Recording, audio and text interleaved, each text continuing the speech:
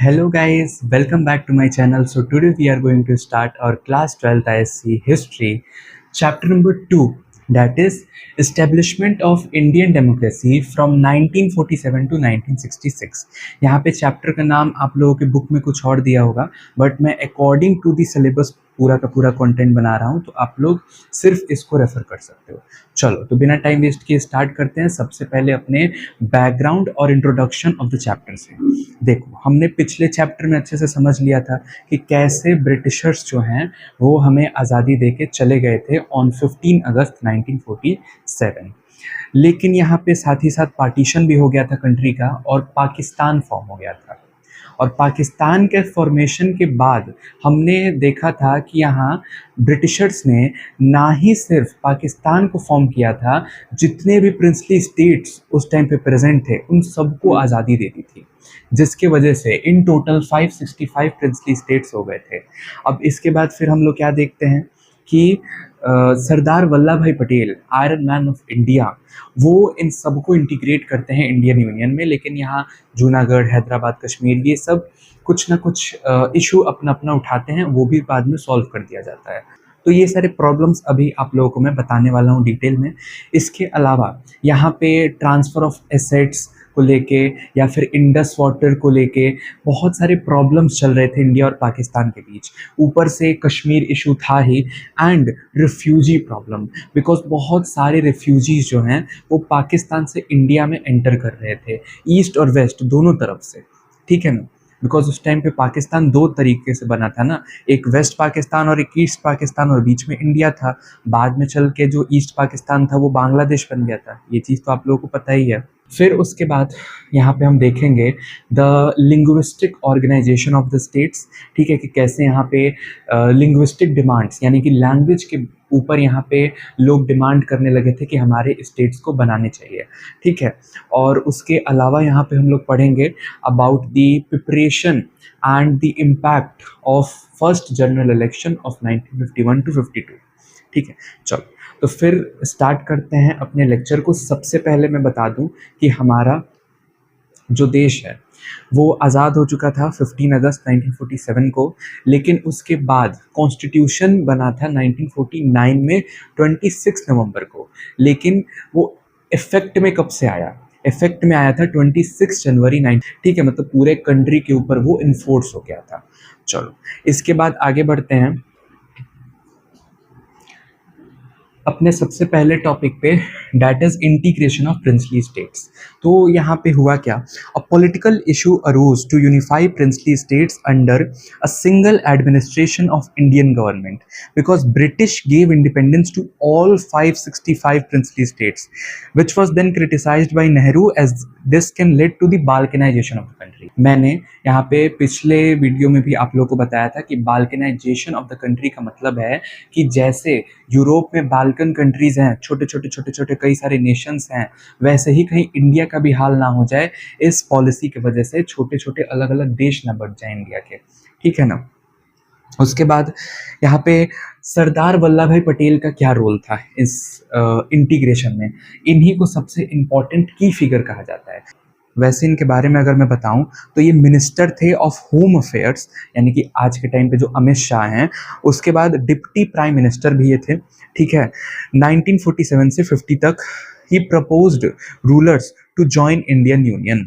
उनका डिटर्मिनेशन और attitude for the unity was praised by the citizens as well as all Indian National Congress leaders. देखो, वो सबसे पहले क्या करते थे? नेगोशिएशंस करते थे। ठीक है, सारे प्रिंसली स्टेट के रूलर के साथ यहाँ एग्रीमेंट साइन करते थे। लेकिन अगर कोई इस पीसफुल मेथड से नहीं मानता था तो वो रेडिकल इन नेचर में भी थे, यानी कि वो रेडिकल मीन्स का यूज़ करते थे। हमने देखा ना कैसे यहाँ हैदराबाद के ऊपर ऑपरेशन पोलो लॉन्च किया गया, ठीक है, इंडियन आर्मी के द्वारा। तो ये चीज़ें भी सरदार वल्लभ भाई पटेल के पर्सनैलिटी में थी। अब यहाँ पे हम लोग सबसे पहले देखें तो उन्होंने प्रिवेंट किया था बाल्कनाइजेशन ऑफ कंट्री। मैंने आप लोगों को अभी बताया कि देश जो है वो छोटे छोटे हिस्सों में बंट जाता अगर ये सारे प्रिंसली स्टेट्स को ऐसे ही इंडिपेंडेंट छोड़ दिया जाता तो वो चीज़ को सरदार वल्लभ भाई पटेल ने प्रिवेंट किया था।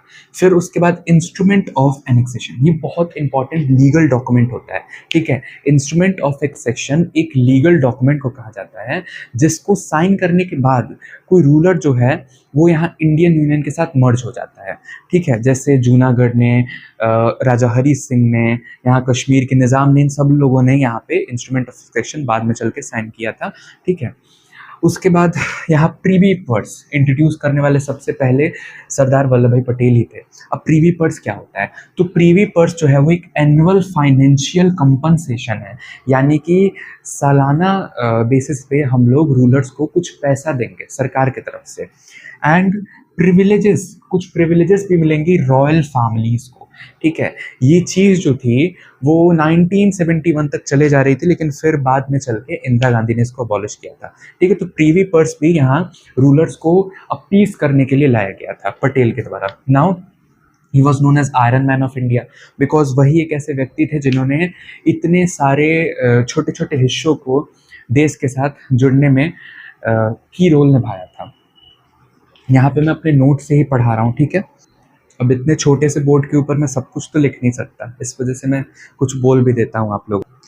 Now British government withdrawn its power in 1947 as already I have told you and India got independence and sovereignty, यानी कि अब किसी फॉरेन पावर का एक्सटर्नल कंट्रोल हमारे ऊपर नहीं था, हम यहाँ पे आज़ाद हो चुके थे एक्सटर्नली एंड इंटरनली दोनों तरीक़ों से, ठीक है। यानी हम अपने डिसीजंस खुद ले सकते थे, कोई दूसरा देश नहीं लेगा अब। पीएम वॉज नेहरू, यानी हमारे पहले प्राइम मिनिस्टर कौन बनते हैं इलेक्शन के थ्रू? जवाहरलाल नेहरू। एंड पहले प्रेसिडेंट कौन होते हैं? डॉक्टर राजेंद्र प्रसाद, ठीक है, doctor Rajendra Prasad. And on 26 November 1949 constitution was adopted and enacted but came into force on 26 January 1950 as Republic Day and preamble was also declared। और प्रियम्बल में क्या लिखा था शुरुआत में? कि हम लोग सॉवरेन हैं, हम लोग डेमोक्रेटिक हैं, हम लोग रिपब्लिक हैं।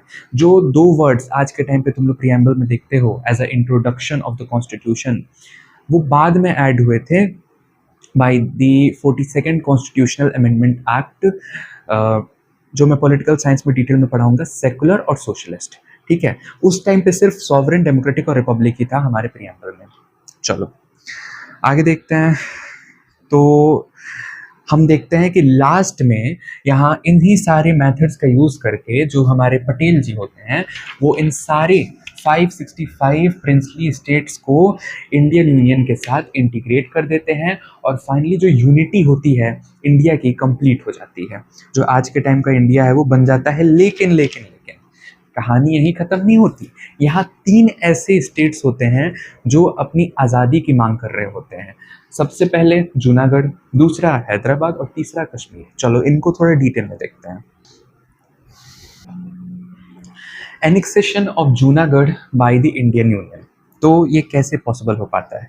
सबसे पहले तो यहाँ पे एक फैक्ट दिया है that Junagadh was a state with Hindu majority province, they wanted to join India.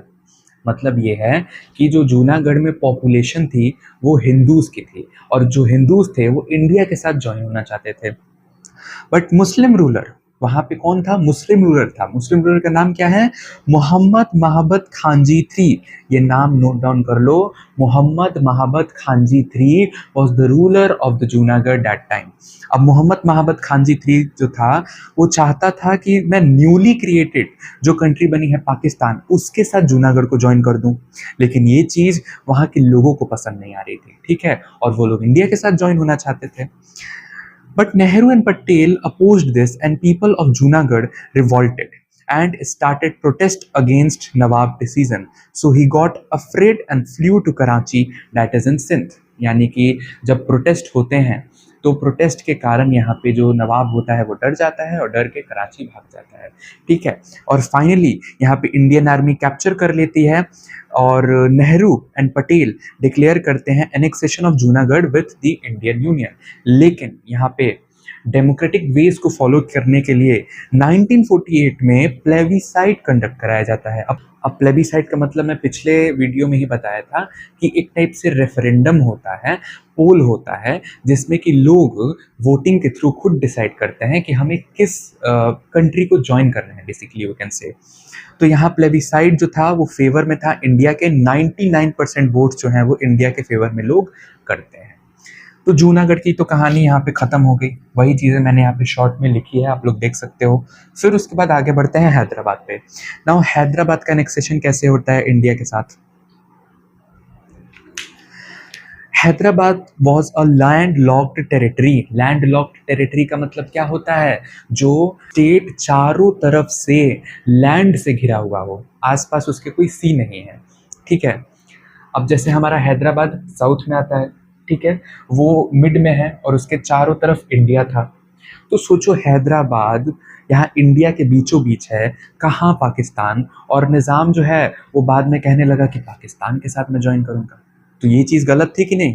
और चलो एक बार को मान लें कि अगर लोग रेडी हो भी जाते तो हम लोग एक्सेप्ट कर लेते उस चीज़ को, लेकिन लोग एक्सेप्ट नहीं कर रहे थे हैदराबाद के कि हम पाकिस्तान को ज्वाइन करें। देखो यहाँ लिखा भी है कि Hyderabad was a landlocked territory surrounded by India with Muslim majority population, यानी कि वहाँ पे मुस्लिम्स ज़्यादा थे। लेकिन मुस्लिम का मतलब ये नहीं है कि हर एक मुस्लिम पाकिस्तान के साथ ही ज्वाइन होना चाहेगा, ठीक है। बहुत सारे सेकुलर मुस्लिम्स भी हैं हमारे कंट्री में।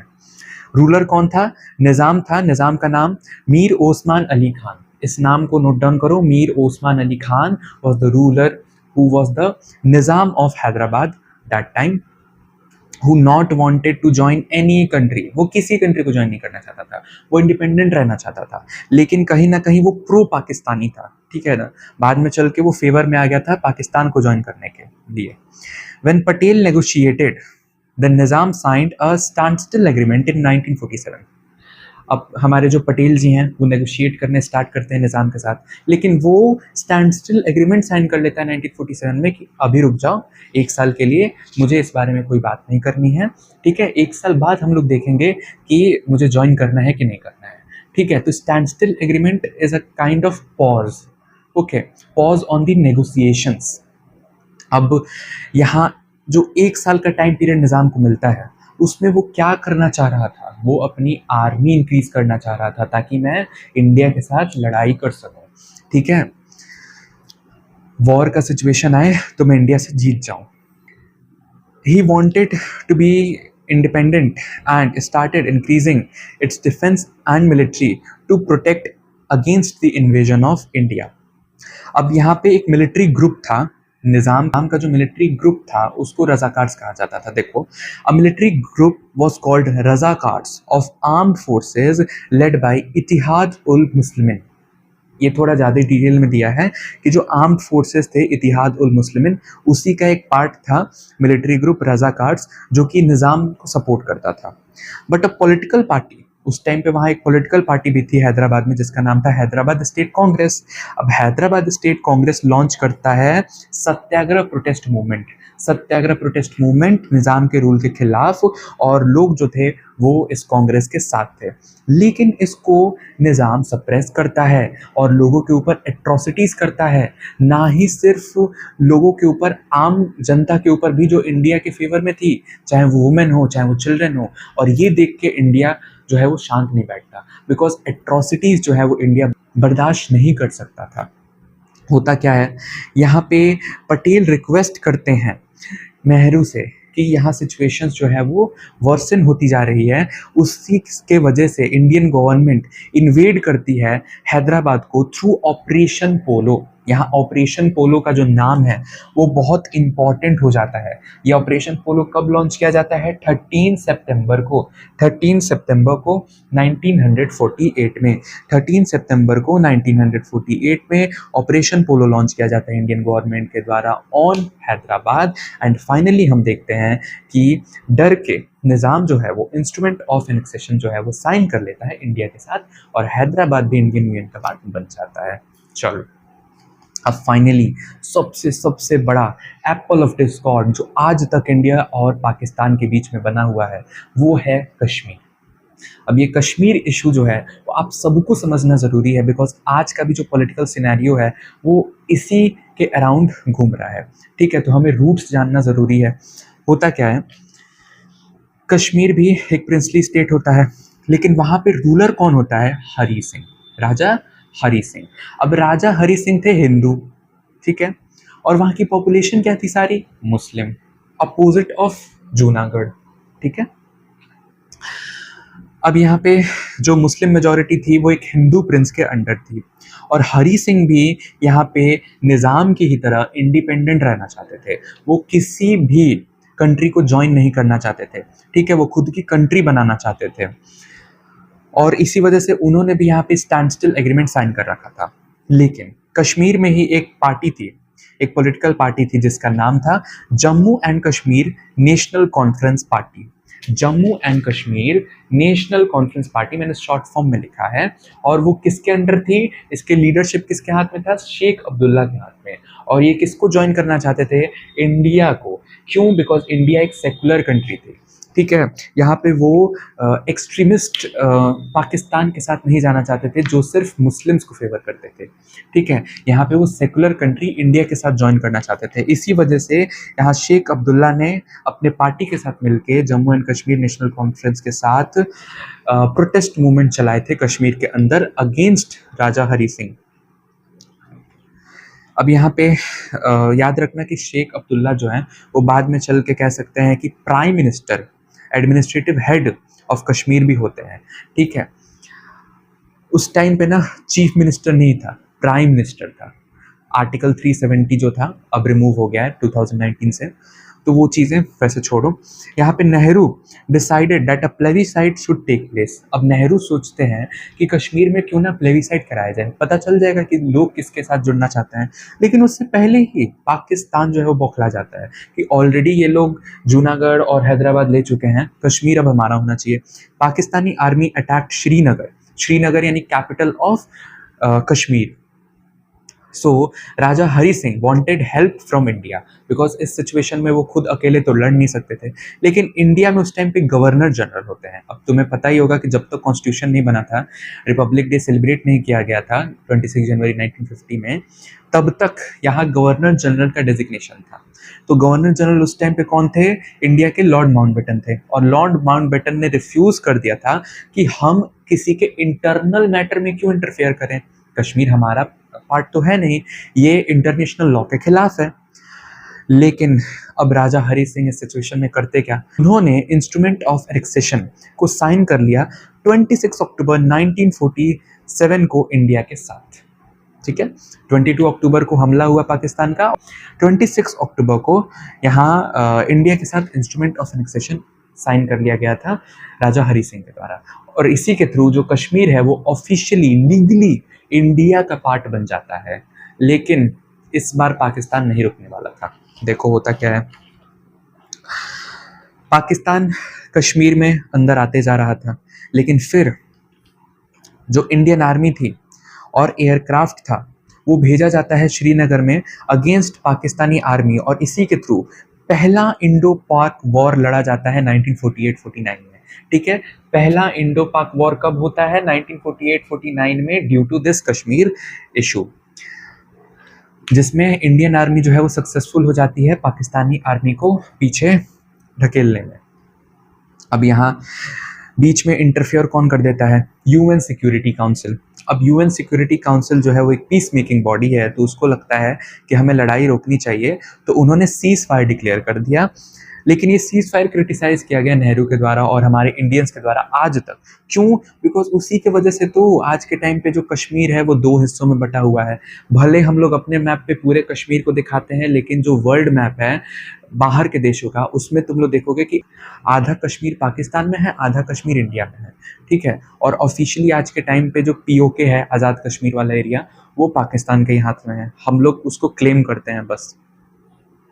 तो वही यहाँ यूएन सिक्योरिटी काउंसिल के सीज फायर की वजह से कराची एग्रीमेंट फिर होता है इंडिया पाकिस्तान के बीच में, और कराची एग्रीमेंट साइन करने के बाद 1948 में यहाँ पीस हो जाता है। ऑफिशियली तो पीस आज तक नहीं हो पाया, पीस होता है, और एक लाइन ऑफ कंट्रोल, मान लो ये कश्मीर है तुम लोगों का, तो यहाँ लाइन ऑफ कंट्रोल डिमार्केट किया गया, एक लाइन बनाई गई कि इधर पाकिस्तानी आर्मी रहेगी, इधर इंडियन आर्मी रहेगी। ये लोग मूव नहीं करेंगे एक दूसरे के एरिया में, ठीक है। लेकिन पाकिस्तान मानता है, आज तक नहीं माना। But Pakistan remained it troops in the Azad Kashmir area called POK, Pakistan occupied Kashmir. समझ में आ गया? Now Kashmir resulted in tensions between Hindu and Muslim as well as India and Pakistan till date। अब इसी के साथ इंडिया जो है वो फॉर्म हो चुका था। आज के टाइम पे जो इंडिया तुम लोग देखते हो वो मैप पूरा बन चुका था। इतनी सारी डिफिकल्टीज के बाद and huge amount of compensations were paid to princely states for joining India, जो मैंने अभी अभी बताया था प्रीवीपर्स के थ्रू। तो ये था पूरा का पूरा तुम लोगों का पहला टॉपिक। आगे चलते हैं। सो हमारा नेक्स्ट टॉपिक है फर्स्ट जनरल इलेक्शंस ऑफ 1952। देखो ये 26 अक्टूबर 1951 को स्टार्ट हुआ था और 21 फरवरी 1952 तक चला था। तो इसको यहाँ 1952 का ही इलेक्शंस क्यों कहा जाता है? बिकॉज मेजर जो इलेक्शन था कॉन्स्टिट्यूएंसीज में, कॉन्स्टिट्यूएंसीज मतलब जानते हो ना जहाँ पे इलेक्शंस होते हैं, वो 1952 में ही हुआ था, ठीक है। 1951 टाइम पीरियड पे बहुत ज़्यादा कम इलेक्शंस हुए थे, कम एरियाज में हुए थे, ठीक है। अब यहाँ पे हम लोग समझते हैं चीज़ों को। तो यहाँ पे सबसे पहले तो फर्स्ट जनरल इलेक्शन जो था वो इंडिपेंडेंट इंडिया का हुआ था for the Lok Sabha and the Vidhan Sabha, ठीक है ना। यानी कि सेंट्रल गवर्नमेंट और स्टेट गवर्नमेंट पे किसकी सरकार होगी उसके लिए। यहाँ कॉन्स्टिट्यूशन के टर्म्स को फॉलो किया गया था, ठीक है। यानी अकॉर्डिंग टू हमारे कॉन्स्टिट्यूशन सारी चीज़ें की गई थी और यूनिवर्सल एडल्ट फ्रेंचाइज या सफरेज के ऊपर बेस्ड था। Now what is universal adult franchise और यू कैन से सफरेज? इसका मतलब बेसिकली होता है right to vote. Political science में हम लोग अच्छे से देखेंगे इसको। और यूनिवर्सल एडल्ट यानी कि एक मिनिमम एज होती है किसी की, जैसे आज के टाइम पे 18 ईयर्स का कोई होना चाहिए तभी वोट कर सकता है। और यूनिवर्सल यानी सब, विदाउट एनी डिस्क्रिमिनेशन, ठीक है ना। यूनिवर्सल एडल्ट फ्रेंचाइज का मतलब है कि किसी भी डिस्क्रिमिनेशन को हम लोग एक्सेप्ट नहीं करेंगे, caste, creed, sex, religion, place of birth etcetera, ठीक है, उसके बेसिस पे। और सब कोई एक मिनिमम एज का होना चाहिए। बेसिकली उस टाइम पे इंडिपेंडेंस के टाइम 21 ईयर्स का होना चाहिए व्यक्ति, ठीक है। बाद में चल के इसी को 18 कर दिया गया था, लेकिन उस टाइम पे 21 ईयर्स का होना चाहिए था वोट देने के लिए कोई। और यहाँ पे सब जो है वो वोट दे सकते हैं, लेकिन उस टाइम पे जो लोग थे वो इलिटरेट थे। इसी वजह से लोग सारी चीज़ों को अच्छे से समझ तो सकते नहीं थे, लेकिन हाँ एक्साइटमेंट लोगों के अंदर बहुत थी। बिकॉज इतने सालों में पहली बार लोगों के पास फंडामेंटल राइट्स आ गए थे, और फंडामेंटल राइट्स में सबसे इम्पॉर्टेंट उनको यही लगा था कि हम लोग अब वोट कर सकते हैं, ठीक है। तो इलिटरेट होने के बाद भी उनके अंदर एक एक्साइटमेंट था। लेकिन इस प्रॉब्लम को सॉल्व कैसे किया गया? देखो, election commission of India constitution के अकॉर्डिंग फॉर्म किया गया था, ठीक है। और उसके उस टाइम पे हेड कौन थे? चीफ इलेक्शन कमिश्नर कौन था? सबसे पहला नाम याद रखना है, सुकुमार सेन, ठीक है। Sukumar Sen was the first chief election commissioner of India. और प्रॉब्लम कैसे सॉल्व की गई ये इलिटरेसी वाली? तो सिंबल्स को इंट्रोड्यूस किया। क्या? सिंबल्स को इंट्रोड्यूस किया गया। अब इन सिंबल्स का क्या यूज था? बेसिकली यहाँ पे हर एक पॉलिटिकल पार्टी का एक सिंबल होता है ना। अब उन सिंबल से क्या होता है कि लोग जो हैं वो जिस भी पार्टी को वोट देना चाहते हैं वो पहचान जाते हैं। भले वो पढ़ तो सकते नहीं हैं कि ये भारतीय जनता पार्टी है, ये कांग्रेस है, ये द्रविड़ मुनेत्र कज़ाकम है यानी DMK है, लेकिन उसका उनको चिन्ह याद रह जाता है, ठीक है। ये हाथ का निशान है, ये कमल का फूल है, एंड लाइक दिस। तो उससे वो वोट कर सकते हैं, ठीक है। तो यहाँ इलिटरेसी वाली प्रॉब्लम सॉल्व कर दी गई। यहाँ प्रॉब्लम्स थे लेकिन उसका सॉल्यूशन यहाँ इलेक्शन कमीशन ने निकाल लिया था। उसके बाद कैसे प्रिपरेशंस हुई? अब प्रिपरेशंस में यहाँ ध्यान देना, फेयर इलेक्शंस कंडक्ट कराने थे, ठीक है, और फ्रीली कंडक्ट कराना था सब कुछ। तो यहाँ पे method of secret ballot use किया गया, means voter place their ballot paper into ballot boxes in a secret manner. यानी कि बैलेट बॉक्सेस हुआ करते थे, उस बैलेट बॉक्स में जो वोटर होगा अपने फेवरेट सिंबल के ऊपर निशान लगाएगा बैलेट पेपर में और फिर वो बॉक्स के अंदर डाल देगा। अब तो ईवीएम आ गया है, इलेक्ट्रॉनिक वोटिंग मशीन, लेकिन उस टाइम पे इसी चीज़ का यूज़ किया जाता था, सीक्रेट बैलेट मेथड का। सिंबल्स रिप्रेजेंट करते थे डिफरेंट पॉलिटिकल पार्टीज को, मैंने अभी भी बताया। 10 लाख प्लस गवर्नमेंट ऑफिशियल्स थे जो कि प्रेजेंट थे for preventing any undemocratic means, यानी कि कोई करप्शन ना हो इलेक्शंस में, ठीक है, उसको प्रिवेंट करने के लिए कई सारे गवर्नमेंट एम्प्लॉयज़ को रखा गया था। आज के भी टाइम ऐसा होता है। Nehru covered a nation wide campaign for Congress overwhelming victory. ऐसा नहीं था कि कांग्रेस को लग रहा था कि अरे हमारी ही वजह से तो आज़ादी मिली इंडिया को, तो लोग जो है वो हमारे को ही वोट करेंगे, ऐसा नहीं था। सारे लीडर्स ने, कांग्रेस के लीडर्स ने इफेक्टिवली कैंपेन चलाए थे उस टाइम पे, ताकि लोग जो है वो उनको वोट करें, चीज़ें जो है वो डेमोक्रेटिक लगें, ठीक है ना।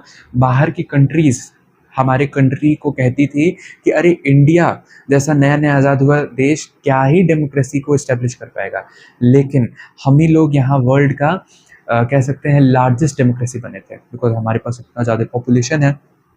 यहाँ पे हमने देखा था कि सीट्स जो थी वो रिजर्व कर दी गई थी state as well as central level पे एससी और एसटी के लिए, ठीक है ना। रिजर्वेशन उसी टाइम से आ गया था। 25 लाख बैलेट बॉक्सेस थे, ये डेटा है। 25 lakh ballot boxes, 62 crore ballot papers, 2 lakh plus polling booths का यूज़ हुआ था इलेक्शन करने के लिए, ठीक है। और एक और चीज़, यहाँ पे वोटर लिस्ट को इतने ज़्यादा पॉपुलस कंट्री के लिए बनाना कोई आसान काम तो था नहीं। अब सोचो वोटर लिस्ट बना, वोटर लिस्ट में देखा ये गया कि वुमेन का नाम डायरेक्टली नहीं लिया जा रहा है, या तो उसके पिता या तो उसके पति के नाम से लिया जा रहा है। इसी वजह से वोटर लिस्ट को दोबारा से रिफॉर्म किया गया और इलेक्शन कमीशन ने इस चीज़ को रिफ्यूज़ करके एक दोबारा वोटर लिस्ट बनवाया था जिसमें वुमेन्स का नाम जो है वो इंक्लूड किया गया था, ठीक है। और इसी चीज़ की वजह से वुमेन्स ने भी एक्टिव पार्टिसिपेशन किया था इलेक्शंस में, इस बात को याद रखना। अब यहाँ पे आगे देखें तो प्रॉपर पार्टिसिपेशन हुआ था ऑपोजिशन पार्टीज का। ऐसा नहीं था कि सिर्फ कांग्रेस इलेक्शन में खड़ी हो गई वही जीत गई, कई सारे ऑपोजिशन पार्टीज थे जिन्होंने एक फेयर इलेक्शन इन्वायरमेंट को इंश्योर किया था, जैसे कि CPI, communist party of India, socialist party, Jan Sangh, Hindu Mahasabha, और भी बहुत सारी पार्टीज थी। और कई सारे इंडिपेंडेंट कैंडिडेट्स भी थे, इंडिपेंडेंट कैंडिडेट्स भी खड़े हो रहे थे, और कई सारी रीजनल पार्टीज ने भी यहाँ पे पार्टिसिपेट किया था इलेक्शंस ऑफ 1951 टू 52 में। ओके, नाउ विधानसभा के इलेक्शंस भी यहाँ पे हो रहे थे, ठीक है। तो स्टेट लेवल पे भी जो ये चीज़ें थी वो सेम कंडक्ट कराई जा रही थी। फर्स्ट वाइस प्रेसिडेंट कौन होते हैं हमारे इंडिया के, ये इंपॉर्टेंट डेटा है, तुम लोग को याद होना चाहिए, doctor Sarvepalli Radhakrishnan. Okay, doctor Sarvepalli Radhakrishnan was the first vice president of India. इतनी चीज़ें तो समझ में आ गई। अब सिग्निफिकेंस क्या था इलेक्शन का? सबसे पहले opposition parties utilized the question hour of parliament for collecting government information regarding their working, as important leaders were Ram Manohar Lohia, A.K. Gopalan, Shyam Prasad Mukherjee, Acharya Kripalani. समझाता हूँ, कहा यह जा रहा है कि भले कांग्रेस जीत गई थी इलेक्शंस में, लेकिन जीतने के बाद भी यहाँ पे जो डेमोक्रेसी में जनरली ऑपोजिशन पार्टीज का काम होता है वर्किंग को चेक करते रहना, ठीक है, वो ये लोग एफिशिएंटली कर रहे थे। पार्लियामेंट में जो क्वेश्चन आवर होता है उसका यूज़ करके ये जितने भी लीडर्स का मैंने नाम बताया, राम मनोहर लोहिया, आचार्य कृपलानी, A.K. गोपालन, श्याम प्रसाद मुखर्जी, ये लोग क्वेश्चंस पूछ रहे थे कांग्रेस के लीडर्स से, ठीक है, कि आप ये वर्किंग कैसे कर रहे हो। जैसे आज के टाइम पे भी जनरली डिबेट्स होते हैं लोकसभा में या विधानसभा में। अब यहाँ क्या क्या रिजल्ट हमें देखने को मिला? जो कांग्रेस था वो ह्यूज मेजॉरिटी के साथ जीता था लोकसभा में। 364 सीट्स उसने जीते थे आउट ऑफ 489 सीट्स। कितने? 364 seats out of 489 seats. Then 68% seats यहाँ पे स्टेट लेजिस्लेटिव असेंबलीज में भी कांग्रेस ने जीती थी। लेकिन यहाँ पे नेगेटिव फैक्टर क्या था कि कास्ट एंड रिलीजन ने वाइटल रोल प्ले किया था। यानी कि लोग अपने कास्ट के कैंडिडेट को चूज कर रहे हैं, अपने पर्टिकुलर रिलीजन के कैंडिडेट को चूज कर रहे हैं, ठीक है, उसकी एफिशिएंसी नहीं देख रहे थे। आज भी ये चीज़ होती है। देन यहाँ पे इंडियन डेमोक्रेसी का फाउंडेशन होता है इसी के साथ, और फंडामेंटल राइट टू वोट सारे सिटीजन्स को दिया जाता है। फ्रीडम ऑफ प्रेस हमें देखने को मिलता है, बिकॉज प्रेस जो है वो इन सारी चीज़ों को प्रेजेंट करती है लोगों के सामने। Then absence of illegal procedures, यहाँ पे पहले इलेक्शन में आज की तरह इलीगल प्रोसीजर्स नहीं थे, ठीक है, सब कुछ बिल्कुल फेयरली कंडक्ट किया गया था। No corruption at all. Political awareness was seen among depressed classes of society, यानी कि जो भी दबे कुचले लोग थे समाज में हमेशा से रहे थे, यानी SC, ST, OBC या फिर कह लो वुमेन्स, दलित्स, इन सब ने एक्टिवली पार्टिसिपेट किया था इलेक्शंस में और अपनी आवाज़ को उठाया था। एक और बात यहाँ पे समझना, डैट कांग्रेस जो है वो कई सारे स्टेट्स में कह सकते हैं मेजॉरिटी फॉर्म नहीं कर पाई थी, जो एब्सोल्यूट मेजॉरिटी चाहिए होती है। इस वजह से उसको कोएलिशन बनाना पड़ा था इंडिपेंडेंट कैंडिडेट्स या फिर रीजनल पार्टी के साथ मिलके, जैसे मद्रास में, उड़ीसा में, त्रावणकोर कोचिंग में और PEPSU में। अब ये क्या है, उस टाइम पे एक स्टेट था PEPSU, इसका फुल फॉर्म पूछ सकता है एग्जाम में, तो इसका फुल फॉर्म है Patiala and East Punjab state union. Patiala and East Punjab states union, ठीक है, ये नाम याद रखना। नाउ इन्हीं के साथ कांग्रेस ने अलायंसेस बना के अपनी सरकार फॉर्म की थी। तो ये था हमारा पूरा का पूरा topic number 2। Now let's move on to our topic number 3, that is reorganization of states on linguistic basis। इसके बारे में थोड़ा सा समझ लो। linguistic का मतलब होता है language based demands,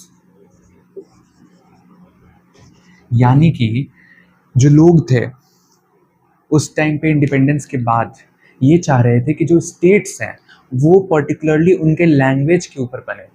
जैसे आंध्र प्रदेश सिर्फ तेलुगु स्पीकिंग का होगा, तमिलनाडु सिर्फ तमिल वालों का होगा, उड़ीसा सिर्फ उड़िया वालों का होगा।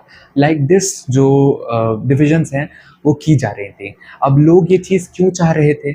इसलिए चाह रहे थे ताकि जो एडमिनिस्ट्रेटिव एफिशिएंसी हो वो उनके लैंग्वेज में ही हो, ठीक है। स्टेट लेवल पे जो लैंग्वेज यूज़ की जाए वो उन्हीं की पर्टिकुलर लैंग्वेज हो, और कह सकते हैं कि इसी को कहते हैं रीजनलिज्म, ठीक है। ये एक रीजनलिज्म का भी फैक्टर है, कह सकते हैं। लोग जो हैं वो डिमांड्स करते हैं अपने लैंग्वेज के ऊपर स्टेट बनाने के लिए। अब देखो, इसको इनिशियली एक्सेप्ट नहीं किया गया था, किस वजह से? ये सोच के कि ये इंडिया की यूनिटी को हैम्पर करेगा। अरे भाई, लोग एक साथ मिलजुल के न रहेंगे, अगर लैंग्वेज के ऊपर स्टेट्स हम लोग बनाने लगेंगे तो ऐसे तो कई सारे स्टेट्स बन जाएंगे। लेकिन फिर यहाँ पे due to the high demands और the protests by the people, और डेमोक्रेसी में वैसे भी लोगों की बात माननी पड़ती है, तो स्टेट्स बनाने पड़े। हाँ, इसके वजह से यूनिटी में कोई हैम्पर नहीं आया, ये हम लोग देख सकते हैं। सबसे पहले थोड़ा इस टॉपिक का एक बैकग्राउंड दिया है। Before the introduction of the Indian constitution, states were divided into different groups ABCD, यानी कि ब्रिटिशर्स के टाइम पीरियड में जो स्टेट्स थे उनको ग्रुप में बांटा गया था, ABCD ऐसे करके, ठीक है। लेकिन इंडिपेंडेंस के बाद ब्रिटिश गवर्नमेंट ने इस चीज़ को डिसॉल्व कर दिया था, और उसके बाद फिर हमने देखा ही कि मोर देन 500 प्रिंसली स्टेट्स आज़ाद हो गए थे। लेकिन फिर यहाँ पे जब प्रिंसली स्टेट्स को इंटीग्रेट कर दिया गया तो नए नए प्रोविंस क्रिएट किए गए इंडिया गवर्नमेंट के द्वारा, जैसे कि Rajputana, Himachal Pradesh, Madhya Bharat, Vindhya Pradesh, made up of multiple princely states, मतलब कई सारे प्रिंसली स्टेट को मिला के एक प्रोविंस बनाया जा रहा था।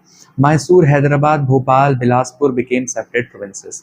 New Constitution of India, which came into enforce on 26 January 1950, made India a sovereign democratic republic. And India now became the union of state. तुम लोगों ने पढ़ा होगा ना पहला line, India that is Bharat shall be union of states, यानी हमारा India जो है वो फेडरल स्ट्रक्चर को भले फॉलो करता है, लेकिन ऐसा नहीं है कि कोई स्टेट कभी ये बोल दे कि मैं जो है वो इंडियन यूनियन से अलग होना चाहता हूँ। ऐसा कोई कर नहीं सकता है, बिकॉज अल्टीमेटली यहाँ पे सेंटर के पास ज़्यादा पावर है। ये पॉलिटिकल साइंस में तुम लोग को मैं अच्छे से समझाऊंगा कि कैसे केशी वियरे जो है वो कहते हैं दैट इंडिया जो है वो ज़्यादातर यूनिटरी इन नेचर है then in federal nature. Okay, now constitution distinguished 3 main types of state. अब यहाँ पे 3 तरीके के स्टेट्स को बांटा गया। ए स्टेट्स, ए बी सी कर दिया गया इंडिपेंडेंस के टाइम पे, बेसिकली जब कॉन्स्टिट्यूशन बन गया था। A states were Assam, Bihar, Bombay, Madhya Pradesh, Madras, Orissa, Punjab, Uttar Pradesh and West Bengal. ठीक है, मतलब जो नॉर्थ और नॉर्थ ईस्ट वाले स्टेट्स हैं उनको कहा जा रहा है। उस टाइम पे याद रखना अरुणाचल तो शायद था, उसका नाम उस टाइम पे नॉर्थ ईस्ट फ्रंटियर एजेंसी था, लेकिन बाकी स्टेट्स नहीं बने थे अभी, जैसे कि Nagaland, Mizoram and also you can से मेघालय एंड मैनी मोर, उनको बाद में बनाया गया था। तो उस टाइम पे सिर्फ एक ही स्टेट था पूरा का पूरा असम। तो यहाँ ए स्टेट्स हो गए, याद रख सकते हो थोड़ा सा। Then B states were Hyderabad, Jammu and Kashmir, Madhya Bharat, Mysore, Patiala and East Punjab state union, Rajasthan, Saurashtra and Travancore Cochin. ये त्रावणकोर कोचिन जो है आज के टाइम पे केरला में है। सी स्टेट्स कौन कौन से थे, तो अजमेर, भोपाल, बिलासपुर, कौर्ग, दिल्ली, हिमाचल प्रदेश, कच्छ, मणिपुर, त्रिपुरा एंड विंध्य प्रदेश। और यहाँ सिर्फ इतना ही नहीं, एक डी कैटेगरी भी रखी गई। ठीक है, डी कैटेगरी भी रखी गई, मतलब ब्रिटिश वाली लेगेसी को ही यहाँ पे कहीं ना कहीं अडॉप्ट कर लिया गया इंडियन गवर्नमेंट के द्वारा। That was Andaman and Nicobar island. तो ए में यहाँ पे यूपी, वेस्ट बंगाल, पंजाब, उड़ीसा ये सब है। बी में जम्मू कश्मीर, मध्य भारत, PEPSU, राजस्थान ये सब हैं। सी में अजमेर, भोपाल, बिलासपुर ये सब हैं। एंड डी में अंडमान निकोबार आइसलैंड आता है। ठीक है, चलो अब क्या रूट्स हैं लिंग्विस्टिक डिमांड्स के, तो ये हम लोग देख सकते हैं before independence only. The linguistic movement started in Odisha in 1895, यानी ओडिशा में सबसे पहले ये चीज स्टार्ट हुई थी 1895 में, जब लोग अपना एक अलग स्टेट बनाना चाह रहे थे ओडिया लैंग्वेज के ऊपर based, gradually intensified with demand for separate province from Bihar and Orissa province. Odisha was the first Indian state to formed on linguistic basis in the year 1936। ये बात भी याद रखनी है हम लोगों को, बिकॉज पूछ सकता है कि कौन सा ऐसा पहला स्टेट था जो लिंग्विस्टिक बेसिस पे फॉर्म हुआ था, तो वो था ओडिशा। 1936 में फॉर्म हुआ था।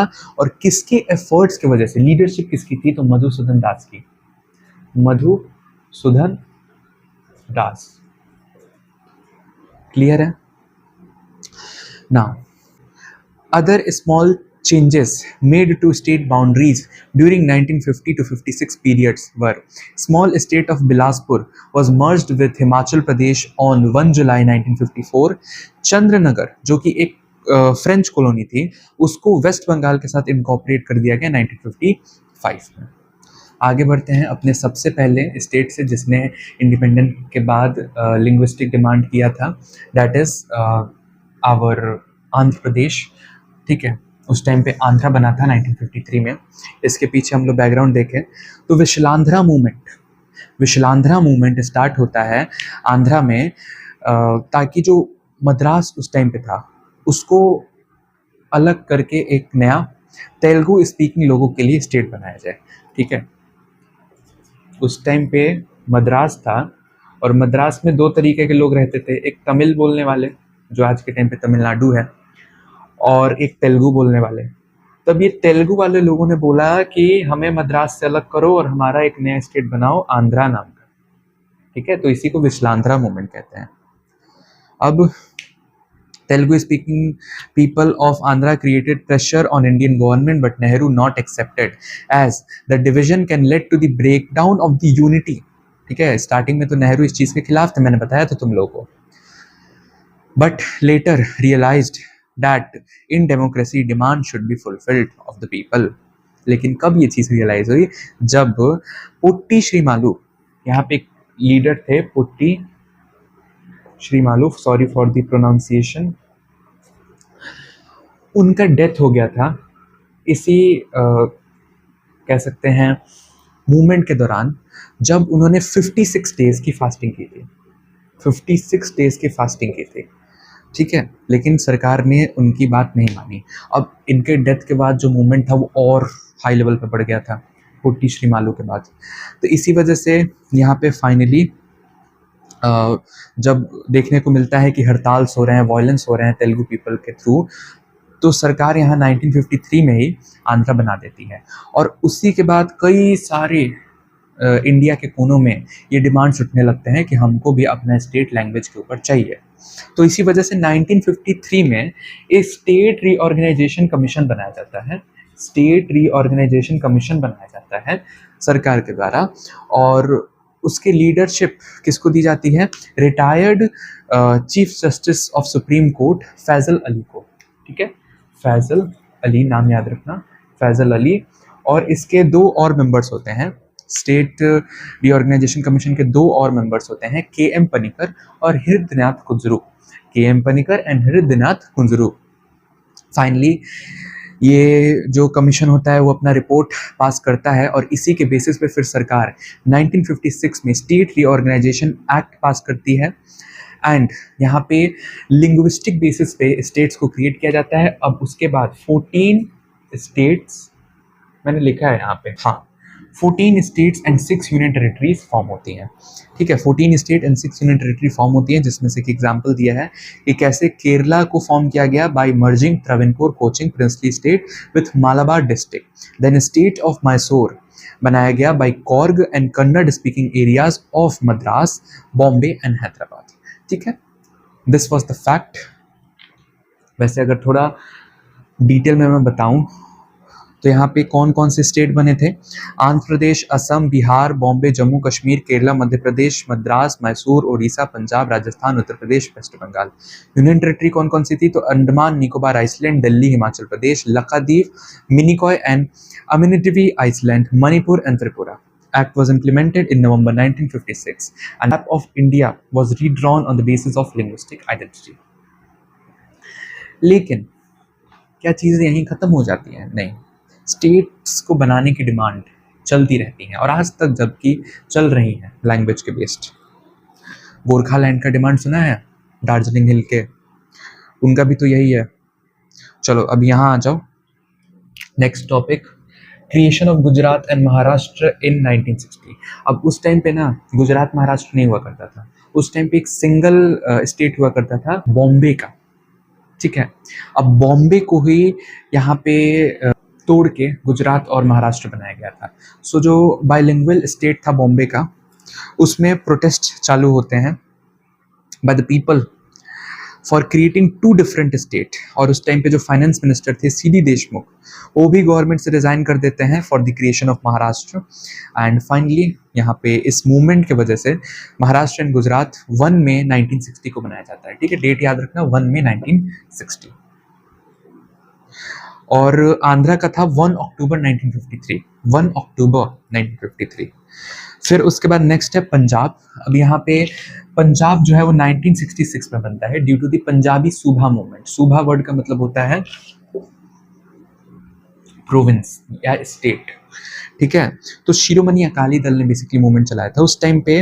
1956 में PESU, Patiala and East Punjab state union, यहाँ पे ज्वाइन कर गया था पंजाब के साथ, और उसी की वजह से पंजाब इतना बड़ा स्टेट बन गया था जिसमें कि हिंदी बोलने वाले लोग भी थे, पंजाबी बोलने वाले लोग भी थे, और पहाड़ी बोलने वाले लोग भी थे।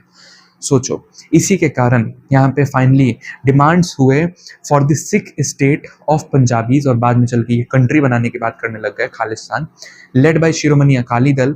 And after several revolts under prime minister Indira Gandhi, split occur into Punjab and Haryana in 1966। 1966 में इंदिरा गांधी ने फाइनली स्प्लिट को कर दिया था।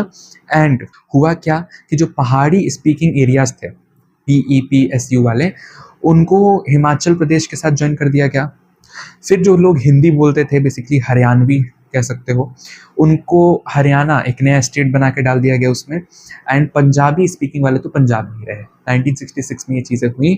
एंड चंडीगढ़ जो है वो दोनों की कैपिटल बनाई गई, यानी पंजाब और हरियाणा दोनों के लिए। इसी वजह से उसको यूनियन टेरेटरी कर दिया गया, यानी कि वो गवर्नमेंट एडमिनिस्टर करेगी। ठीक है, इसी के लिए फिर बाद में पंजाब ने आनंदपुर साहिब रेजोल्यूशन निकाला था, वो हम लोग अगले चैप्टर में देखेंगे। ठीक है, कि चंडीगढ़ हमें चाहिए। क्लियर हो गया? One thing I really forget to tell you all, that after the elections of 1952, the party which performed well in the elections after Congress was CPI, Communist Party of India. But the other parties which were rightists or leftists, such as your Hindu Mahasabha or your Socialist Party, did not performed well. Okay, but later they rise in the other general elections. Also, I wanted to tell you all that before the independence only, the demands for creation of states were raising based on the language. So in 1947 only, a GVP committee was formed by the Congress leaders under the leadership of Jawaharlal Nehru. But the commission suggested in its reports that time that there is no need to form a state based on linguistic basis, and it rejected the demands of South India. So you should remember this thing also. And like this, uh, protests were outraged more than before, because people were now thinking that reports are not according to our demands. Okay, इसी के साथ ये chapter होता है ख़त्म। आप लोगों से मैं फिर नेक्स्ट संडे को मिलूँगा।